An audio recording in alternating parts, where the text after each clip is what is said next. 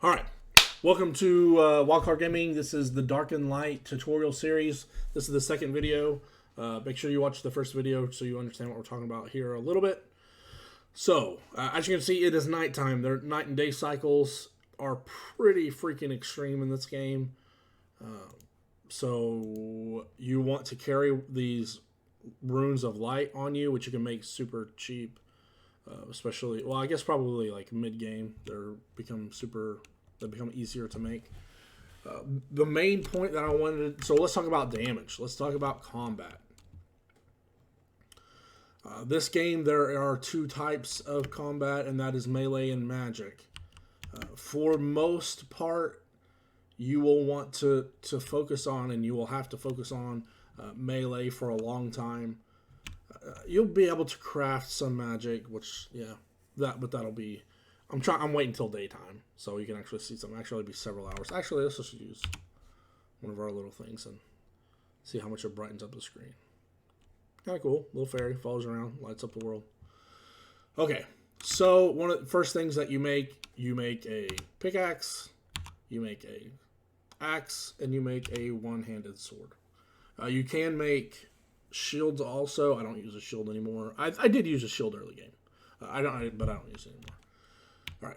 So for combat, I'm gonna leave my mount over there and see if I can find something to kill. Which there should be something close.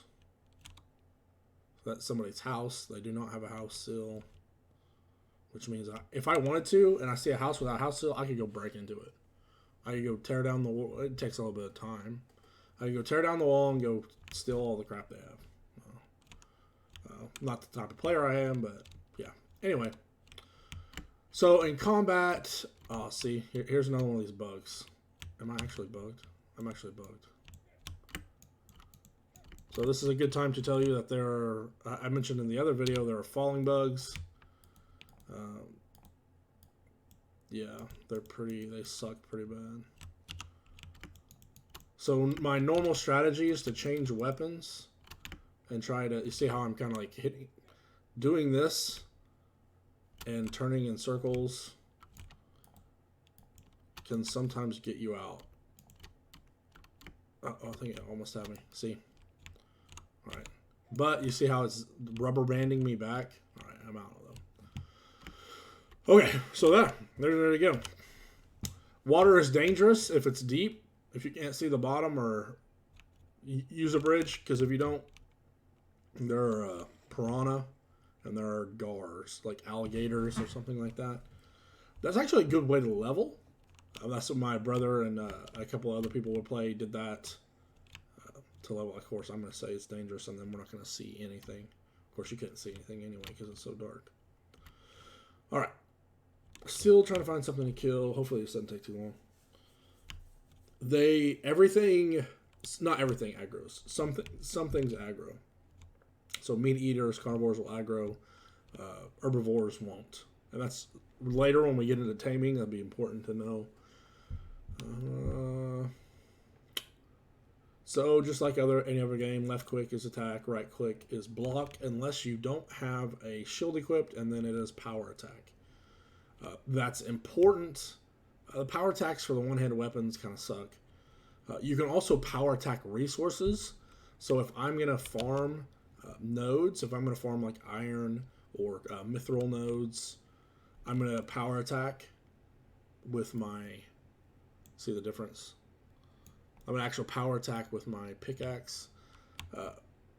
Power attacking trees doesn't work. Like, it doesn't help. That was creepy. Freaking Alexa just talked. Creep me out. Yeah, like power attacking with, you'll actually get less wood. It's not really worth it. How is there not anything over here? Somebody just clear this area? Surely not. So there are a lot of different creatures. There are magical creatures. There are goblins. The goblins will knock you out. So there's a longhorn. Longhorn is passive because it's an herbivore. The goblins, they're kind of bugged because they're wearing a freaking... They're still wearing a pumpkin head from like last year. But you see how on the bottom right of my screen, the Constitution is going up? So it did damage to me. I mean, I have a crap ton of health, so it didn't do a whole lot of damage. So I hit it, but you see how my constitution's gone up in the corner? So the constitution is the one with the little circles. And that's your topor, constitution, whatever. They will knock you out and then just stand over you. If they knock you out while you're getting attacked by like a lion, or the panther or whatever, the panther will kill you. So you need to be aware. You want to attack these things, especially early game. You want to attack these with range, so like a bow, the crossbow, or magic. Usually magic is going to be the easiest early game. You want to harvest them, so you do want to hit them with your sword. I mean, you get a couple of like rotted meat and bones or whatever. But most things, not creatures, don't necessarily drop these caches, but elemental creatures sometimes do, and the goblins do.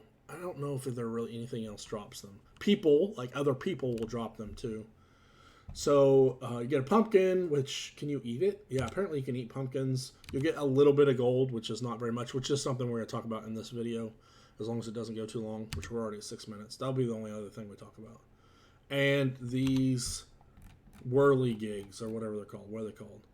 Small goblin gizmo. You're actually going to eat, you're going to right-click and consume the gizmo, because it gives you, for a while, and if you watch the other video, I don't remember which actual thing it gives you.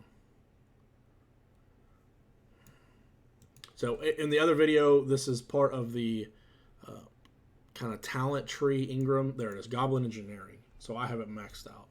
But you're going to eat them, and it's going to help you unlock the Goblin Engineering. And it takes a while, especially if you're only getting them from killing. It's taking forever.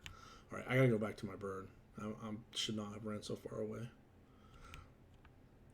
So for tames, and this will be, I'll include this more in detail later.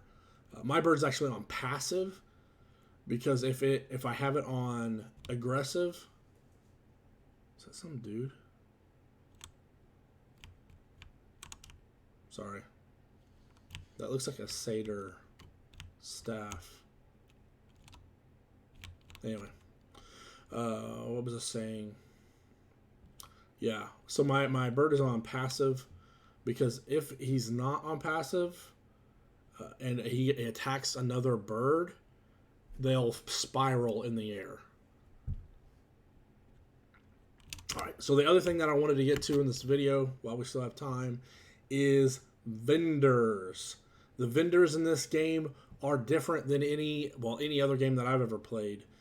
Vendors only they will only buy what they are requisitioning.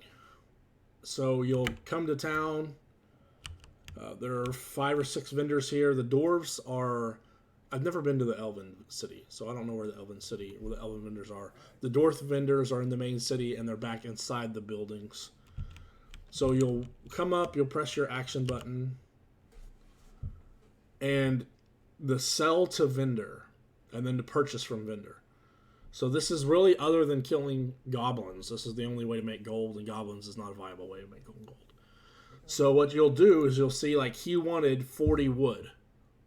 So I clicked on 40 wood, and I sold the 40 wood that I had to him. He wanted twine, so I clicked and sold it. He wants mithril ingots, which I don't have any on me. I don't have any magic shards on me. I don't have any of this other stuff on me.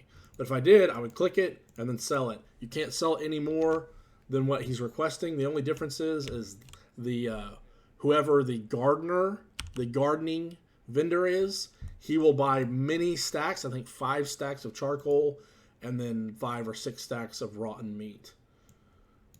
See, I do have seeds on me. So he wants 10 shrub seedlings. I have them. I click sell, and they're sold out, and you have to wait until the next day in game to sell anything again to that vendor. Like at 8 o'clock, you see it's 2 o'clock right now, or if you can read it, it's 2:30.